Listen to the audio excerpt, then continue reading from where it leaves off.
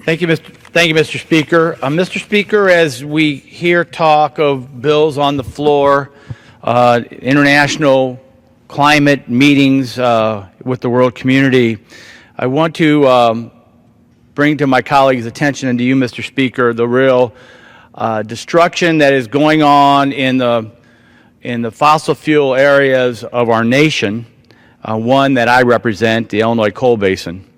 And I want to start by quoting the mayor of a town called Galatia in two articles from the paper called The Southern. And in the November 5th article, he basically says, without coal mines, we're going to be in dire straits. That's all there is to it. The mayor is referring to what we've come to the floor numerous times to talk about, and you actually heard it from my colleagues today, the war on coal. The intent by this administration to take coal out of the portfolio of electricity generation, and really any other fossil fuel they can get their hands on, whether it be crude oil or whether they will then move to natural gas. Later on, the mayor in another article from the same paper on November 12th says, because the new Era mine in Galatia is now going to close, he says this closure, and I quote, "it impacts everyone."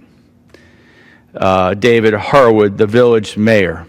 It doesn't just impact coal miners, it impacts trucking businesses, the stores, all their vendors. It's not just one segment. Down here, we're all tied together. So that's the human toll of the war on coal. The human toll is lost jobs, lost benefits, bankruptcies, which then creates a risk to the promised pension payments to the retirees. It becomes a loss of revenue to the taxing districts, to the counties, to the villages, to the first line responders, support for our schools. It dries up the ability for the local grocery store to operate, the local hardware store, and it is, as the mayor has said, devastating to Southern Illinois. Now, and you hear the debate internationally, it's carbon dioxide, CO2. In fact, I always talk in the committee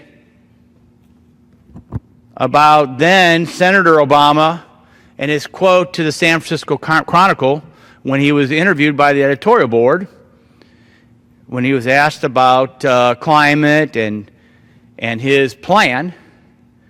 And here's his quote. You can YouTube it. It's easily accessible. So if anybody wants to build a coal power plant, they can. It's just that it will bankrupt them. That has been the plan since 2008. That has been the plan in the first 4 years of his administration. And that's what he's striving to do, pushing with all his force to not only do here in the United States, but do in an international venue. And he's being successful, as we find out in the announcement of the closure of the mine in Galatia. The total number of coal mines opening each year has fallen to its lowest point in at least a decade. The total number of operating coal mines has hit its lowest point on record, according to the Energy Information Agency, which has records back to 1923. At the beginning of the Obama administration, over half the nation's electricity came from coal. That number is down to 38% as of 2014.